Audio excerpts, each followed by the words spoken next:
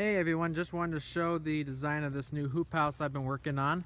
As you can see here, it's a small hoop house, about 15 by 45, 50 or so. And one of the cool things about it is the ends are kind of out at an angle. And I'll talk about that for a little bit.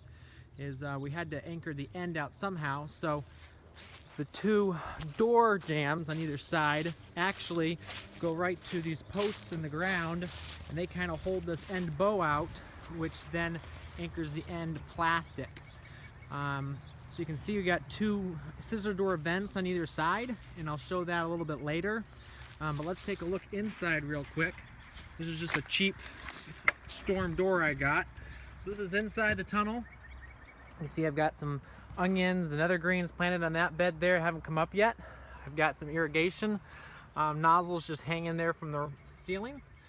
One of the things you can see is the plastic is held on the haygrove style with ropes.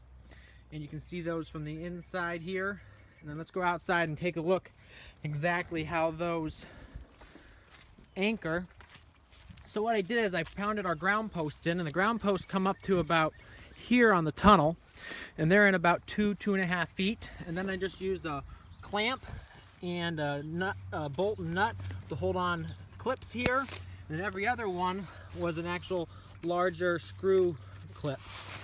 And the reason for that is if we ever get high winds, I could at some point angle rebar stakes through on either side, and that would help hold the house down. So far though, we've had some really high winds, and it seems to have held very well.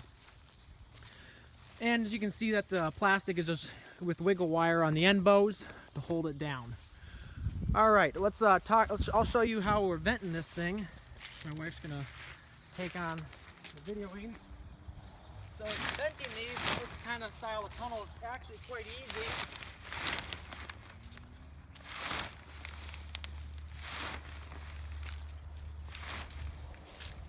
So there you go.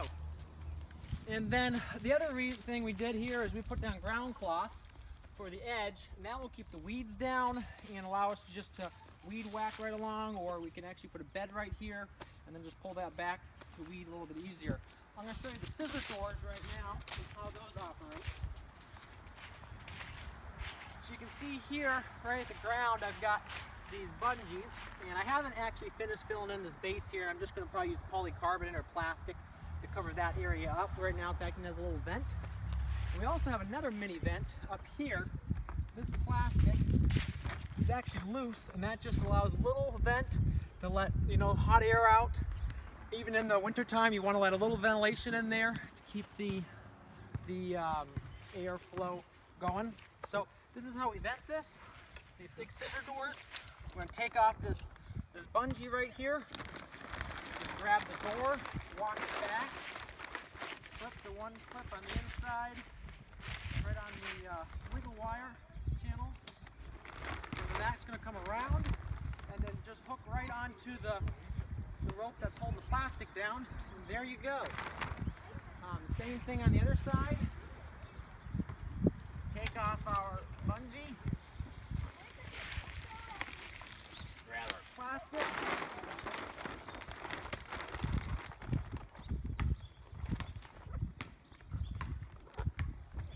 and just hold that back. The reason we went scissor doors on the end is while the people door is fine for entering, we're actually going to pull out the glass right here and put a big vent in. I'm not exactly sure how that's going to work yet. The goal is that's the goal, but for getting our rototillers in there and for harvesting and even for the summer when it's really sunny out, this is not going to provide enough ventilation. So that's why the scissor door is open, drive the rototiller right in and out, get in carts and stuff to harvest.